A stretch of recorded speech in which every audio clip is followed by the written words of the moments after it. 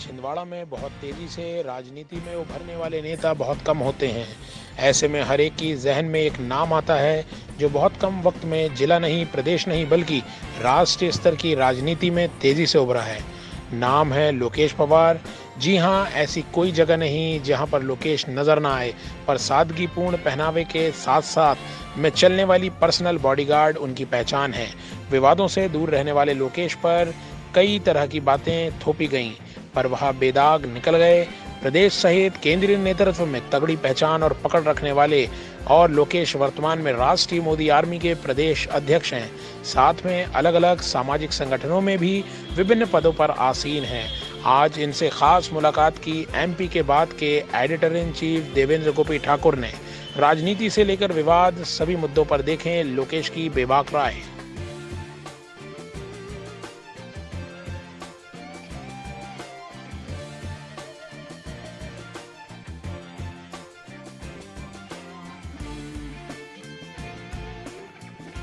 इस समय हम खड़े हुए हैं छिंदवाड़ा में। छिंदवाड़ा की राजनीति अलग अलग मोड़ लेती है। प्रदेश स्तर पर एक युवा छिंदवाड़ा से निकल करके जाता है और प्रदेश स्तर पर अपनी पहचान बनाता है। बहुत सारे लोग इस बात से भयभीत भी होते हैं जो नए नेता हैं, और डरते भी हैं कि अचानक से एक युवा निकल करके आता है पांडुना के छोटे से गांव से छिंदवाड़ा होते हुए प्रदेश स्तर पर अपनी राजनीतिक पहचान बनाता है। इसके साथ वो केंद्रीय नेतृत्व से भी जाकर के मिलता है। अलग अलग सोशल मीडिया प्लेटफॉर्मों में उनके बड़ी संख्या में फॉलोवर्स हैं। ये कैसे होता है, ये जानने के लिए आज हम उन्हीं के साथ में हैं। लोकेश पवार उनका नाम है। छिंदवाड़ा के युवा नेता के रूप में जाने जाते हैं। वर्तमान में मोदी आर्मी के प्रदेश अध्यक्ष हैं मध्य प्रदेश के। स्वागत है आपका लोकेश पवार। भैया नमस्कार। क्या है ये, क्या एकदम से राजनीति में पदार्पण कैसे हुआ आपका, क्या सोच करके आप? पदार्पण तो ऐसा हुआ कि मेरी शुरू से जो शिक्षा दीक्षा रही संघ के विद्यालय में रही, साथ ही साथ संघ के विचारों में ढल गया। वहीं से सारी शिक्षा दीक्षा शासकीय सरस्वती विद्या मंदिर शारदा विहार भोपाल से मैंने प्राप्त की। उसके बाद में Bhopal school of social science से छात्र संघ की राजनीति स्टार्ट करी। धीरे धीरे लोग जुड़ते गए, कारवा बनता गया। तो क्या माना जाए कि एकदम से राजनीतिक उछाल, यानी कि एक समय में लोकेश पवार जो एक खिलाड़ी के रूप में जाने जाते थे, नेशनल खिलाड़ी के रूप में जाने जाते थे, वो राजनीति में कैसे आते हैं? अब इस समय कहीं ना कहीं बदलाव की जरूरत है। आप और हम कहीं ना कहीं एक बदलाव के दिशा में चल रहे हैं। तो बस वही बदलाव है। कहीं ना कहीं समाज के लिए आज भी सर्वोपरि हूँ, तब भी सर्वोपरि था देश के लिए। अभी वर्तमान में कौन से पद में आप, क्या क्या काम? मैं वर्तमान में अभी प्रदेश अध्यक्ष हूँ भारतीय मोदी आर्मी युवा मोर्चा मध्य प्रदेश का, और सदस्य हूँ मध्य प्रदेश युवा संसद का। तो ये एकदम से जो राजनीति आए, हम चलते हुए बात करते हैं, जो वर्तमान में आप राजनीति में एकदम से आए और छिंदवाड़ा से पूरे प्रदेश स्तर पे आपने पहचान बनाई, तो आपका लक्ष्य क्या है, क्या सोच करके? जनसेवा लक्ष्य है, मेरा प्रण है परिणाम आधारित प्रयास का, और मेरा लक्ष्य है सुशासन और समग्र विकास। तो आप मोदी आर्मी के प्रदेश अध्यक्ष है, अलग अलग जिलों में आपने टीम बना करके रखी है, जो टीमें अलग अलग समय में काम कर रही है। तो इसमें मोदी जो चुनाव होते हैं, तो चुनाव में अभी तक सहभागिता को लेकर के क्या विचार बनाया? चुनाव में सहभागिता हमारी पूरी रहती है। चुनाव में हम पूरी तरीके से बैक सपोर्ट करते हैं। हमारी सबसे पहली रणनीति एक ये रहती है कि मोदी जी द्वारा जितनी भी योजनाएं हैं जो अंतिम पंक्ति के अंतिम व्यक्ति तक नहीं पहुंच पा रही है कहीं ना कहीं तक, और अंतिम पंक्ति का अंतिम व्यक्ति उसको कहीं ना कहीं तक लाभान्वित लेने में कहीं ना कहीं सक्षम नहीं है, हम ऐसे व्यक्तियों को, चुनिंदा व्यक्तियों को चुनते हैं और ऐसी व्यक्तियों की मदद करते हैं।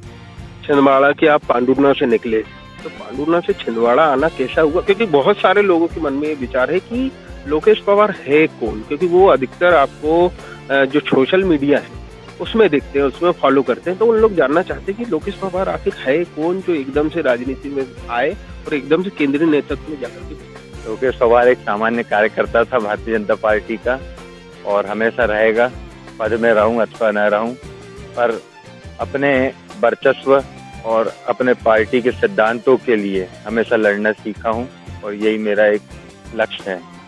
तो जैसे अभी वर्तमान में आप मोदी आर्मी के प्रदेश अध्यक्ष हैं, इसके बाद आगे क्या सोचा है कि राजनीति में आपको कहां तक जाना है? अब वो तो संगठन तय करेगा। भाजपा के अंदर ये नहीं रहता है कि कहां तक जाना है और क्या किसकी दिशा है। जो संगठन आदेश करेगा वो मेरे लिए सर्वोपरि है। क्या कारण मानते हैं कि आपकी एक छवि कुछ गुंडे तत्वों या दूसरे लोगों की तरफ ऐसा प्रचारित करने की कोशिश की गई कि आप सिक्योरिटी लेकर के चलते हैं, आपके साथ इतने लोग रहते हैं, हमेशा गनमैन लेकर के चलते हैं, इस चीज का खतरा है या क्या बात है? देखिए, भारत के संविधान में हर एक नागरिक को अपनी सुरक्षा का अधिकार है, तो ये सिक्योरिटी और गनमैन वाला तो कोई सवाल ही नहीं उठता।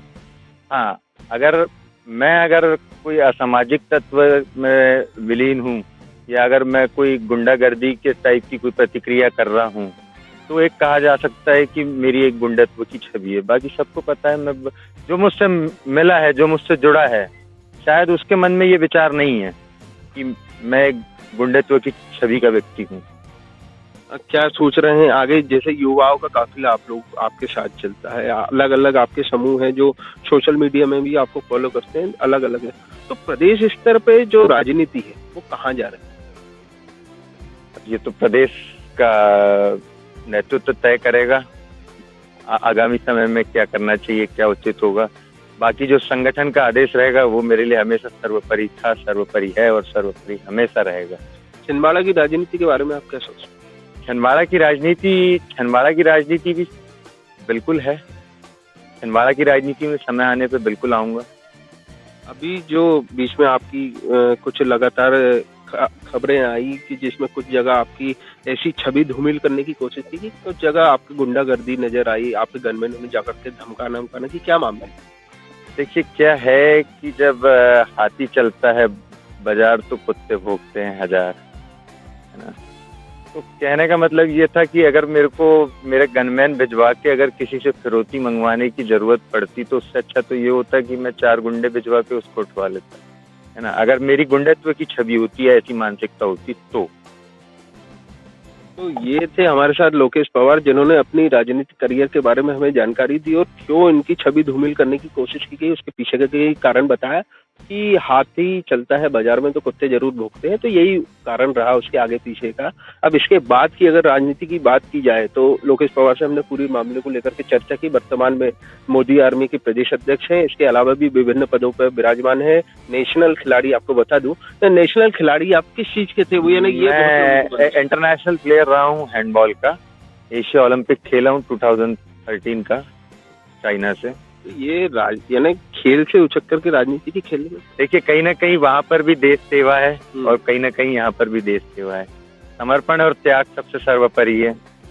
वही चीज मैंने भी करी। कहीं ना कहीं मुझे ऐसा लगा कि मैं यहाँ से आके यहाँ पे बस के कुछ ना कुछ अच्छा कर सकता हूँ अपने भाई बहन और अपने बाकी और अन्य लोगों के लिए।